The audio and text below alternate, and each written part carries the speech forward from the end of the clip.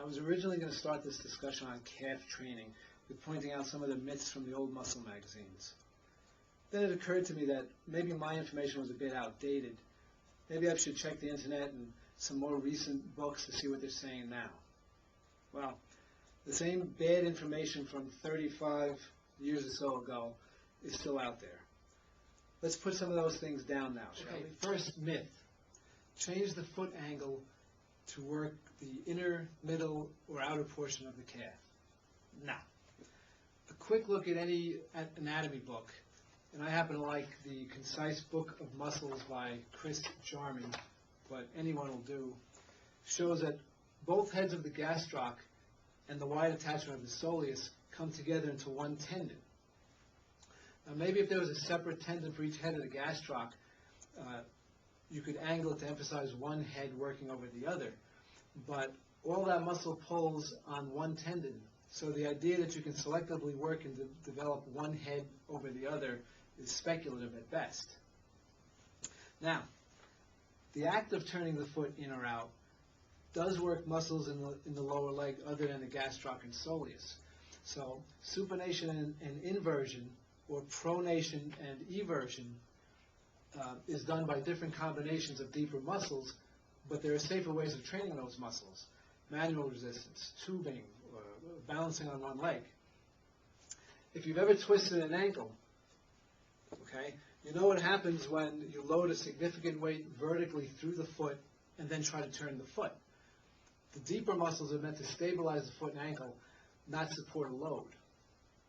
One common point that comes through all the biomechanics texts is that the bigger, more superficial muscles with few attachments, like the gastroc, are responsible for moving limbs and exerting force. And the deeper muscle groups, smaller, closer to the joint, many attachments, are responsible for maintaining a posture over time. One set is for movement and force, one is for stabilization and needs endurance. Here's a second myth. The calves are a dense, tough, stubborn muscle group and require more frequent, more volume, more intense training. This is such a complete misread of what's happening, it's actually quite impressive. The reason you can handle more weight and more volume for the calves isn't because you walk and climb steps and ride bikes every day and so it makes the calves resistant to exercise. It's because you have a wheelbarrow at the ankle, and that allows you to walk and climb steps and do lots of sets and reps and lots of weight on calf exercise. Most muscles and joints are third-class levers. They have an axis, they have an effort, they have resistance. They leverage distance. A little bit of motion at the elbow creates a lot of motion at the hand. Now here's what I mean by wheelbarrow at the ankle. Okay? Here's the axis of a wheelbarrow, which corresponds to the axis at the metatarsal break. Here's where the effort's applied. The effort's applied at the handles of a wheelbarrow. The effort's applied at the end of your heel. Here's the resistance for a wheelbarrow. And if you do your calf raises, your heel raises imprecisely, the resistance falls between the axis and the effort. So just like in a wheelbarrow, where a little bit of effort at the handle allows you to lift a much greater load, a little bit of effort at the heel allows you to lift a much greater load.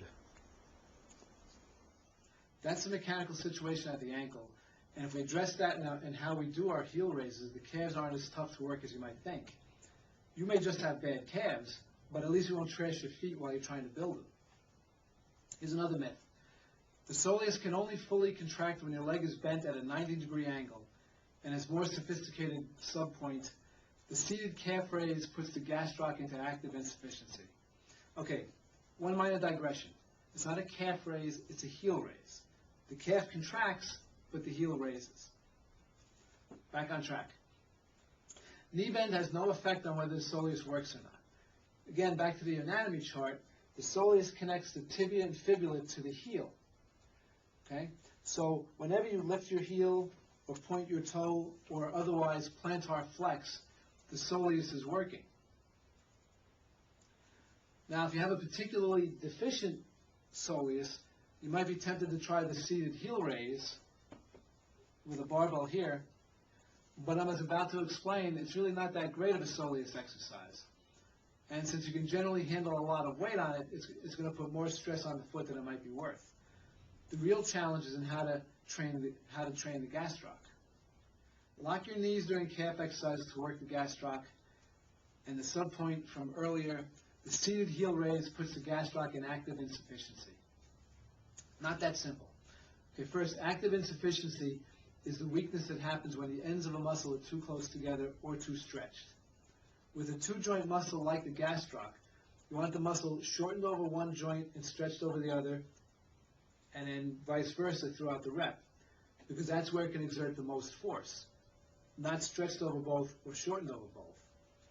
In the seated heel raise, at the top, the gastroc is shortened over the ankle and shortened at the knee, but at the bottom, the so-called stretch position, the gastroc is short over the knee and stretched at the bottom.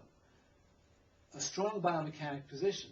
So you're really not isolating the soleus with this movement. The gastroc helps you out at the bottom, and then it pulls into active insufficiency. You have a similar situation with the straight knee heel raise, the ones that you're supposed to keep your knees locked.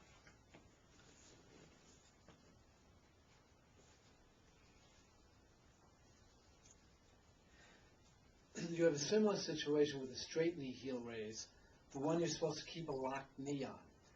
At the bottom, the gastroc is stretched over both the knee and the ankle, so it's an active insufficiency.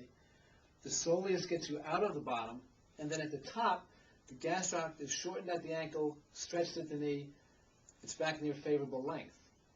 So either heel raise, whether it's bent knee or a locked knee, puts the gastroc in active insufficiency for at least half the movement and uses the soleus for the entire movement.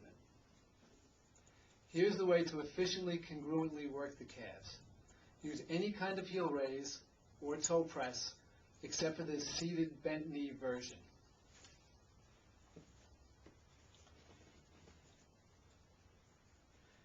Start with a slight break in your knees at the bottom position.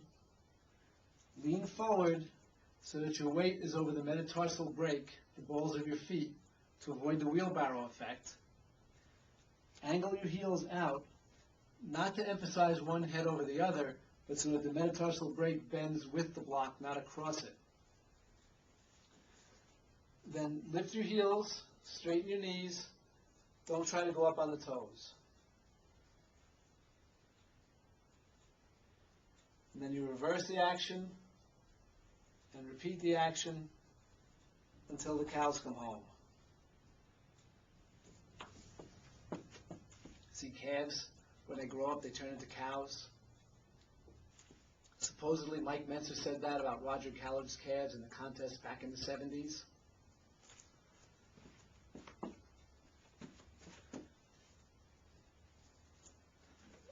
Or you could do this classic exercise, which also meets the requirements for congruent calf work. Here's the bottom line on training calves.